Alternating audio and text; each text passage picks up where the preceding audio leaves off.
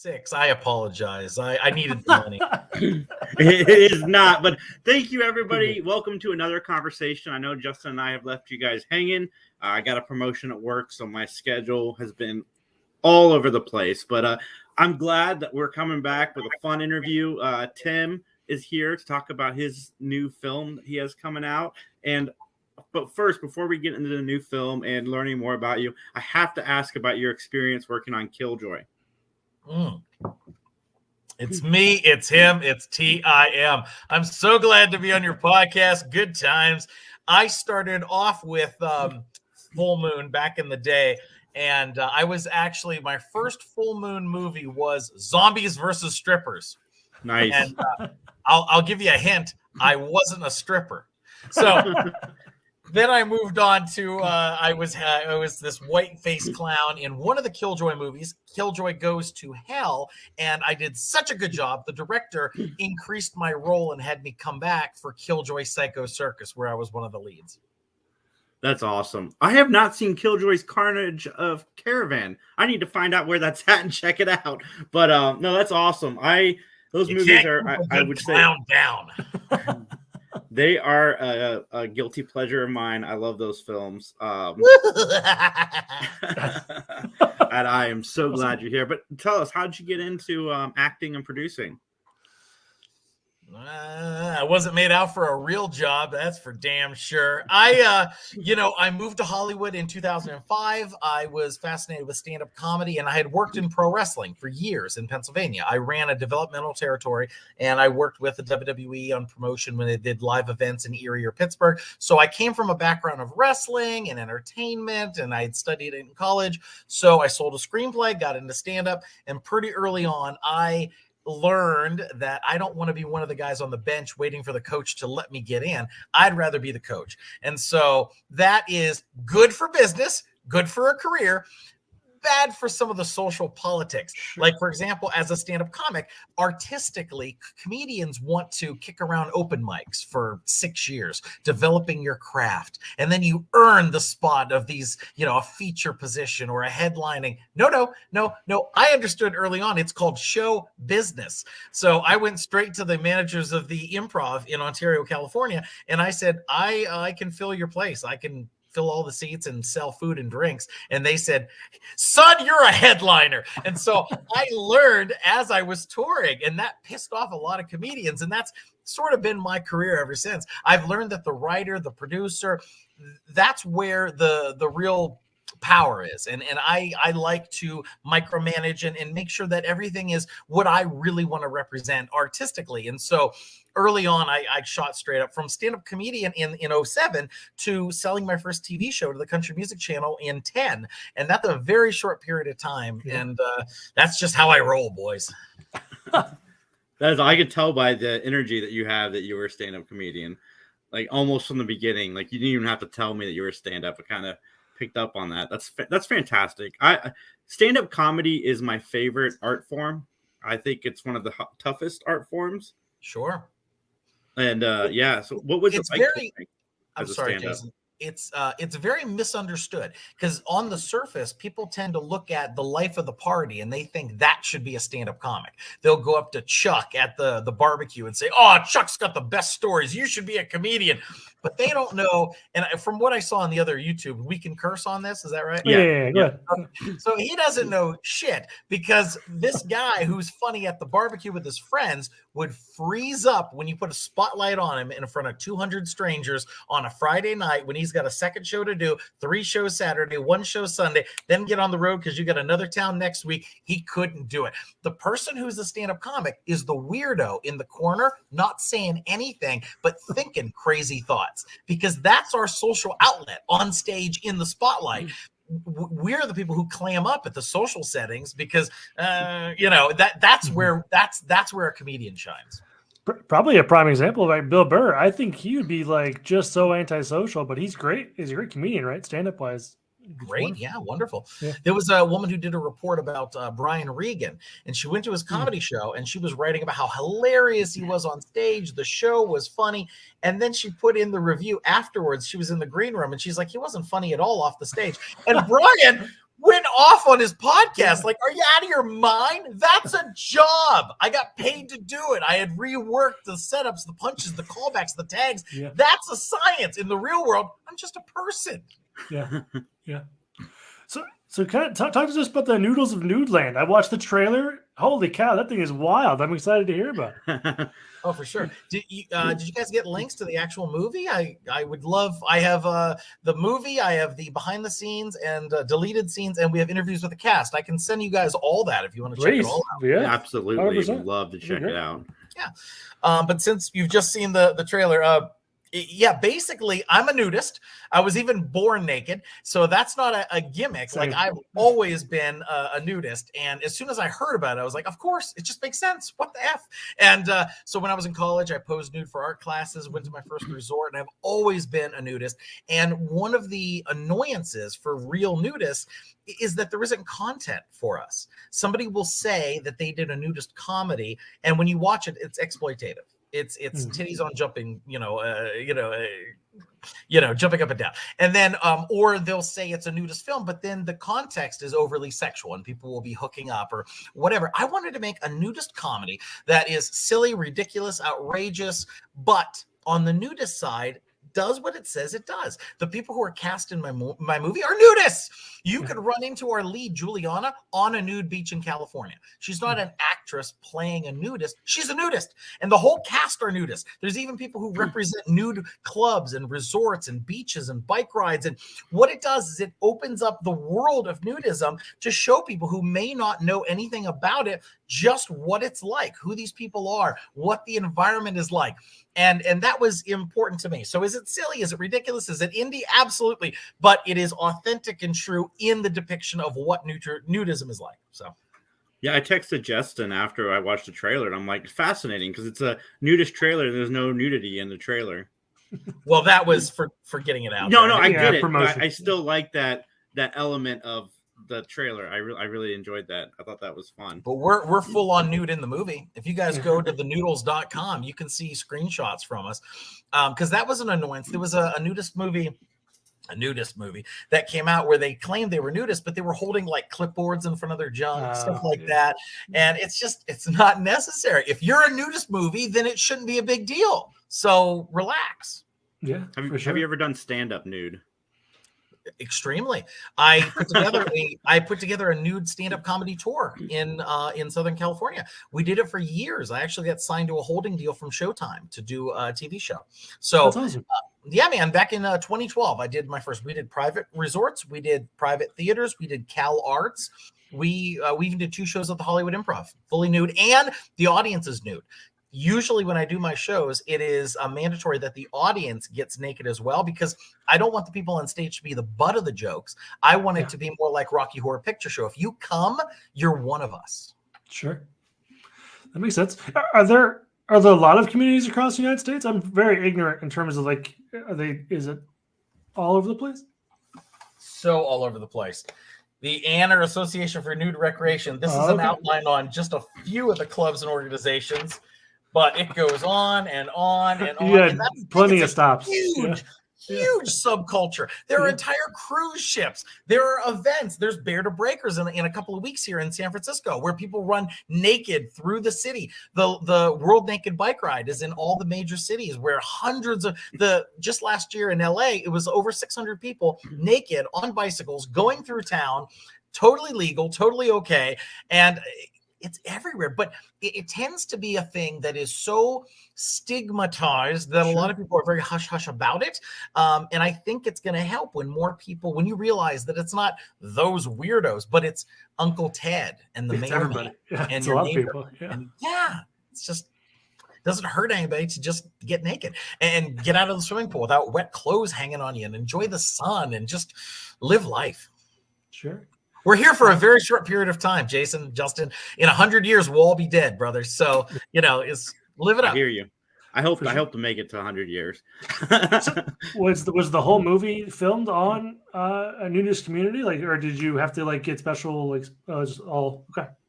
No, I rented a Royal Del Sol. It's a nudist bed and breakfast near Pasadena, and we had offers for some other resorts. Which if I do a future project, like I'm considering a nude stand-up comedy special, I'm considering a nude musical, I'm considering a nude scary movie, a nude sitcom.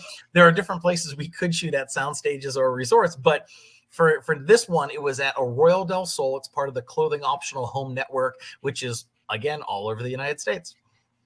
That's awesome.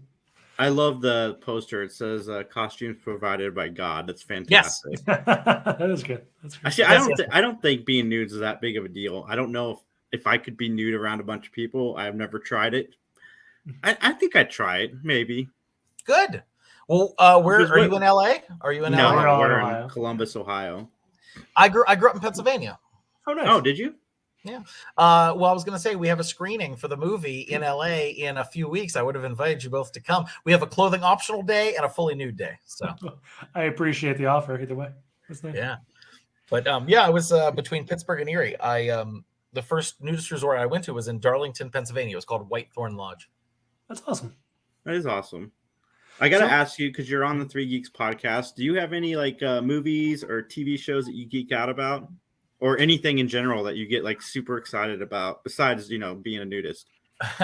If you came to my condo, you would see that it is a shrine to the Midnight Suns.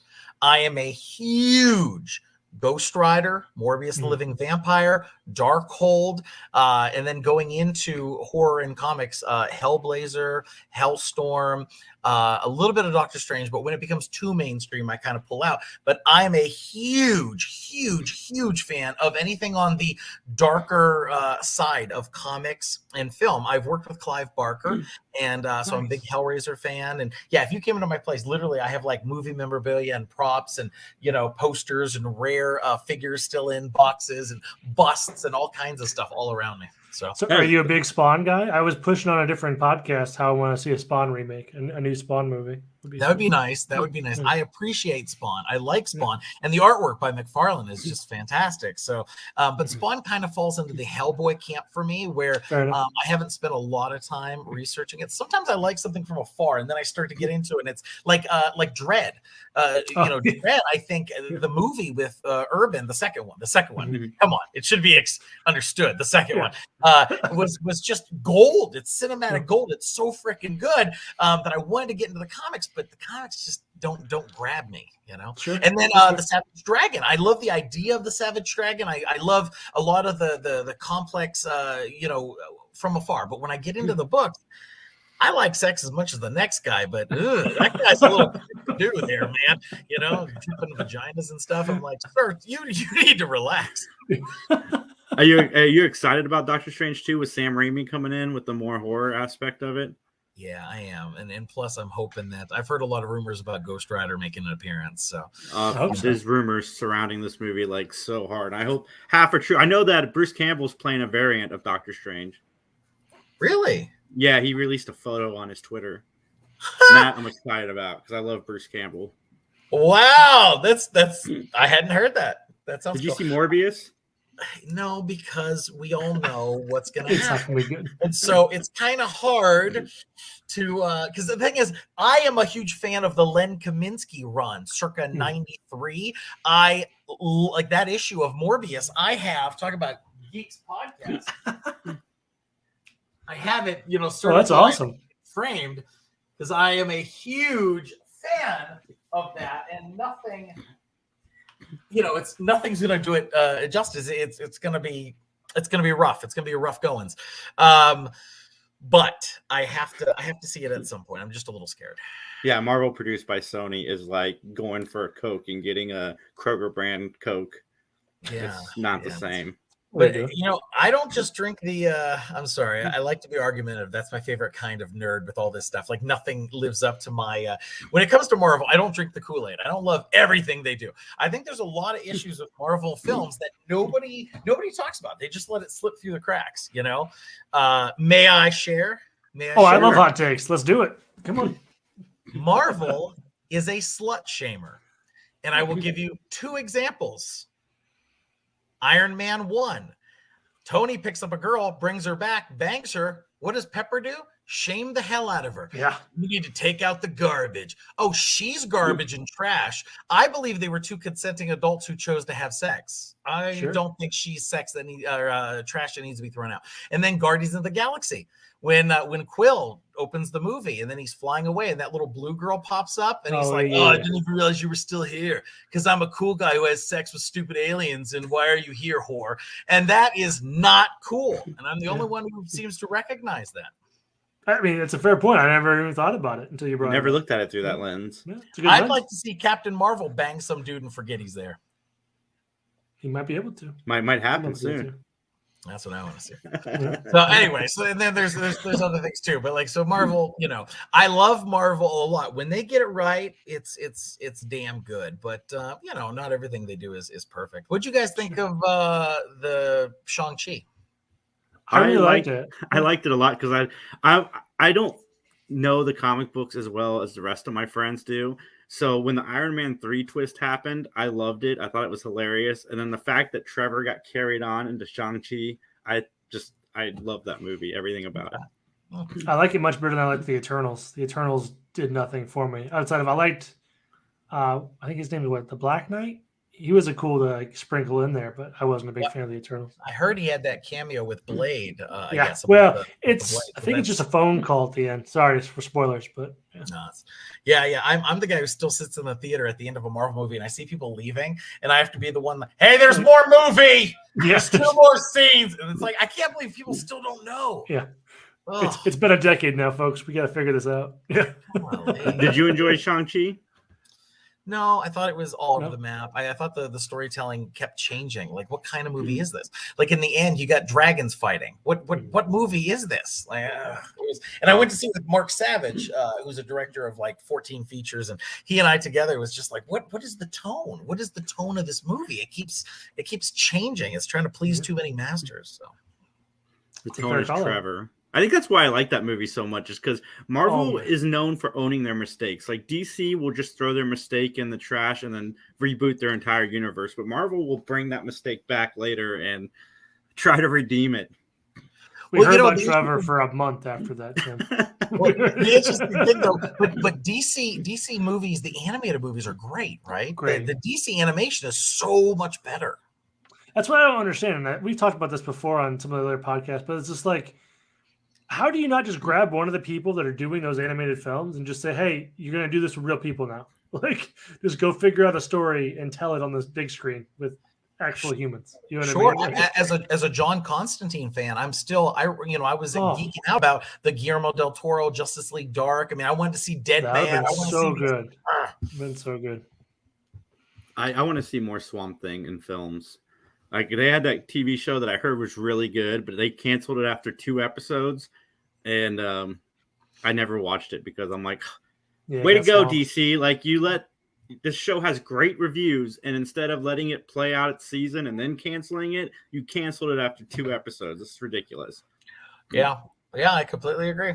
I totally agree. I've been actually trying to look through eBay and Etsy to find the Swamp Thing action figures from my youth. Oh yeah, because they got the whole plant play set with the big plant that eats people, the tree, and just I even went and got the Swamp Thing where his arm stretches, and he pushes his legs together, and the arm comes back. Oh, it's great, good stuff. But you were actually in a John Constantine short. Yes. So we got permission from DC before the TV show came out, because I do a lot of stuff at Comic-Con and WonderCon, panels and presentations and stuff. And so we asked if we could do a short in connection to the TV show coming out. We got permission as long as we didn't make any money off of it. So we couldn't put ads or sell it. So we did a 2-part, and it's on YouTube. You can find it. I actually cast Nigel McGuinness, who, if you're a fan of WWE, he's a commentator for UK. WWE UK, and he played Nigel because he had the accent and he was a well-built dude and he had the spiky hair, and it was really well done. We used Katie Lee Burchell, who is also a WWE wrestler, Jared Poyava, who's a longtime special effects, 2-time Oscar-winning special effects guy. He worked on Terminator 2 and The Abyss, and he gave me a prop from Ed Wood. So it's a fun. I co-wrote it with another guy and threw a lot of little Easter eggs in there. Like, being a Midnight Suns guy, I threw in the little dagger that they used to have on their arms. So I have that in there. And I even Yeah, it's a little creepy, but I got into like some real serial killers, and I used some lines and comments from real serial killers. Like my favorite, we may be going down We're pivoting into a very dark turn. Yeah. My favorite serial killer is Albert Fish. So I used a few lines from Albert, who would abduct kids and eat them. So the demons who were turning kids into stew said some actual lines that he used in real life, which I thought was pretty cool. It seems very fitting. Yeah, and if you know anything about the history of Alan Moore with John Constantine, who I have at my on my desk here, Mr. Constantine's looking up, he always claimed that he ran into the real John Constantine one day, and that John's line when he went up to him was, "Do you want to know the real secret of magic? Any cunt could do it." And so I used that as a post-credit scene on the two trailers, where we have a big bearded guy who looks like Alan Moore jotting down ideas, and he runs into John Constantine. That's awesome. So, that's great. Yeah, it's part of the fun of throwing these together is you get to make it to be something that you haven't seen anywhere else, you know. Oh man, I got to pull a Carson and get you on our live show sometime very, very soon. At the very least, you need to meet John because he's a big wrestling guy, and I feel like you two could talk about that for a long time, for a while. Yeah, Rob Van Dam's one of my closest buddies, and I'm doing some wrestling memoirs right now where I'm ghostwriting for them. So a very famous wrestler that you would totally know is sending me audio files, and I'm the one who's making his stories magic. Well, Tim, can you share that with us when it's becomes public? Can we? The whole thing of being a ghostwriter is I forgot. I didn't process what you said. My name's not going to be on the book. I'm a referee in a wrestling match. You're supposed to not know I'm there. Dang it. Well then, but I'll tell you after the thing. If you all right, that's perfect. Yeah, I just want to know. Sorry, audience. Yeah. but officially, I never told them. So if if you say anything, it's never happened. I didn't say it. Yeah, never happened. What is the Dark Knight of the Breakup? Dark Knight of the Breakup. Oh, that sounds like one of the LaBaffa shorts. We did a series of. Are you just going down my IMDb? Yeah, he totally. Anything that sounds fascinating, I'm throwing out. So, the Dark Knight of the Breakup. I believe it was a short film having to do with like Batman. I was one of the board of directors for the Long Beach Acting and Film Association. So we would get people together to shoot short films, and then they would come out. I would say that the hottest stuff on there to talk about would be, Unchained was the movie we did with Eric Roberts. It was about girls getting kidnapped and then forced to fight to the death.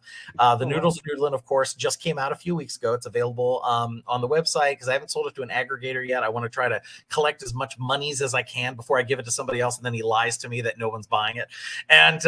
And then, of course, Hell's Coming for You comes out in before the end of the year. That's the one that Shudder is interested in right now, and we're just getting it through post-production to make sure it hits all the bells and whistles. But that is a disabled bounty hunter who finds out that other bounty hunters were responsible for killing his wife.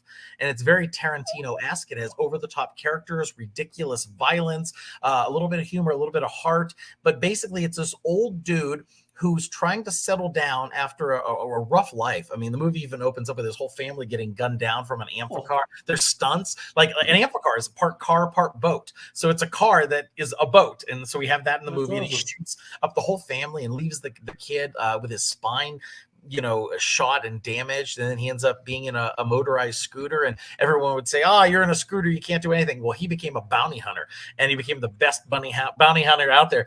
Then later on, we have hot air balloon stunts and all kinds of craziness, but he the cool thing about it is the actor who plays him, Liam Gunter Hell, hence the name Hell's Coming for You, it's his last name, is played by Dylan Dilligaff, who is a real disabled comedian who is at a residency in Las Vegas for the last 6 years. So the guy wanted to take a Robin Williams and take on a dramatic role. And so we got him, getting vicious and bloody and having a threesome with two chicks and just some crazy stuff that you don't normally see a disabled older dude doing. So living his best life. Take all my money. I'm in. I want to see this. Well, the thing is, I like to give a spotlight to underrepresented groups. So whether it's nudists, whether it's disabled people, I like to say, we can see all these other. When was the last time you saw a disabled action hero? Name one. I mean, Daredevil. The Rock was legless in one of his movies. No. I know what you mean. Yeah, and Daredevil in real life, he's not. I'm saying a real life disabled who then can be in a disabled action movie. Fair enough. Zero. Yeah, zero. So Unless they're the butt of the joke. That's the only time you really see disabled people in movies. Sure, Or dramas. same with nudists. When you see nudists, it's because we're on a beach and it's old, fat people, and that's not a representation of who they really are. So I want to show that it's not just the weirdo, but they're doctors, lawyers, teachers. They're just like everybody else. On the nude resorts in out here in California. I'm in Las Vegas right now, but when I've been in California, I have seen so many celebrities at nudist resorts because they know that people aren't taking pictures and video. So sweet. Yeah. So can you talk to me a little bit about the distribution piece of it? I know you said it's on your site, but like, how does that work? Going from you owning it then to the what you call it, the aggregator, or what was the term you used? But either way, you either sell it to a distributor or an aggregator. An aggregator, they're just doing a service for you. So they're putting it on some of these other platforms. They get paid a fee. They put it on those, and then you get a kickback from the website that it's on. Versus if a distributor picks it up, then that's when they can have things like exclusivity. So Shudder, for example, if we sign the deal that we're talking about doing, they will own it for a year. That means I can't put Blu-rays out. I can't have it streaming on Amazon. They want to say that the only place you can see it is at Shudder. If you want that movie, you come to Shudder. So there's that kind of thing. But then oftentimes, like Trauma, for example, if I wanted my movie on Trauma now, Lloyd would let me do anything I wanted because he's just happy to have it also on Trauma. So, but that's and then that ties into how much money was used into it and who you're beholden to. Like, for example, with the Noodles, I have 3 investors, myself, and then 2 other people who put a little bit of money in. So it's very light. We kept everything pretty cheap and it's easy to pay it out. It's probably going to pay itself off in like 3 months if it looks like the way it's going. But for Hell's Coming for You, that was damn near $1 million. So we have to be a lot more careful about what I agree to, what I sign on, because that one needs to make money. So, there's the old, you do one for them, one for you, one for them, one for you. So you do something to get, paid, and then you do something that's an artistic expression. And if it makes money, that's cool too. Do you have a preference in terms of like aggregator versus distributor versus just on your own website? Like, do you have... I try to do it all. I enjoy living a life where I do it all. I run a publishing house as well. We're doing comic books. We're doing, I told you the memoir, but I also have, fiction in my name. I'm putting out a book of cocktail recipes for this tiki bar. We're doing a Shrunken Heads book because they have a celebrity bar out here called the Golden Tiki, where celebrities come in and they are presented with a shrunken head. So UFC fighters or, famous musicians, etc. They have all these shrunken heads all over the bar. That's cool. And anyway, so for me, I like to be involved in everything because I'm not married, no kids. I'm a workaholic and I love what I do. So I want to be involved in everything, Justin. Everything. Sure. That is awesome. I need to talk to you after the show too about the publishing thing. Oh, cool. Maybe we can help each other out. But I want to take a second and I want to share the trailer for the Nudels of Nudeland for everybody. I'm going to throw it up on the screen so we can all check it out. Sorry, I got to take it off again. Now take it off. Are you referring to your pants? I mean, who's to say we're not already naked underneath the table, right? Yep. Cleveland. Are we going to have Drew Carey join us? It rocks, apparently. Why do you have to be naked all the time? There's society and there's you. You don't fit into society. What do we have here? You don't have to talk naked. Bad nipples on a female. That is against the law. Wow. I watched something on polyamory because that's another thing that's like so anti the establishment. And it's like not at all about like freaky sex. It's about like relationships and love and so forth. I think Nudeland is fantastic, of course. This is who I am. I don't see that every day. We know that. She'll leave you for a guy like me. We know who we are. I like the theme song I too, really man. That's fantastic. Animals don't wear pants. Is it wild seeing something like, and this could go for all of your stuff, but like just seeing on the big screen, like how surreal is that? Like, I'm not sure if I've asked many people that question, but like it has to be wild to see either you as an actor or you producer name your credit, right? But like just say something you've done on the screen. You know what I mean? It's a thrill. It's fun. It's feel grateful and blessed to be a part of it and to be the kind of professional that people want to keep working with and do more art with. I mean, like for example, you mentioned Full Moon. I had done some of their movies and then they keep bringing me back, and then there's a working relationship. Charles Band has given me quotes on my right. And we utilized some of the Full Moon crew for this Hell's Coming for You movie that we did. So Lindsay Schmidt and Nakai Nelson, she was our line producer, and we rented some cameras from them. So the industry is small enough that you see the same faces again and again. That's why you don't burn bridges and piss people off, and because you have the opportunity to work with them again, or other people will bring your name up and say, should I work with so and so? And if you had a bad experience, then you don't get work you didn't even know you were possibly going to get. So Charles Band is one of those guys I need to reach out to because I love so much of his work. Like the Puppet Master series was a huge part of my life, and Full Moon Entertainment in general has been a big part of my life.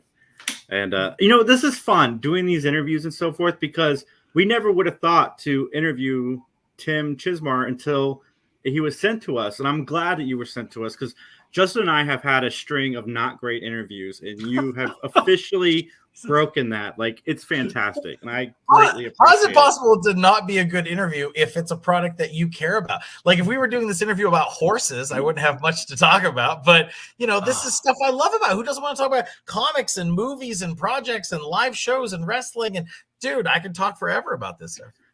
All right, so what's your favorite horse? Oh, this man. Oh, the You worst. see, Justin, you need to do a show of your own, because this Jason guy, I know. That's why the interviews have been going bad. I have discovered what the source is. We had one rule before this interview started. You didn't read the writer. We sent over a very specific paragraph.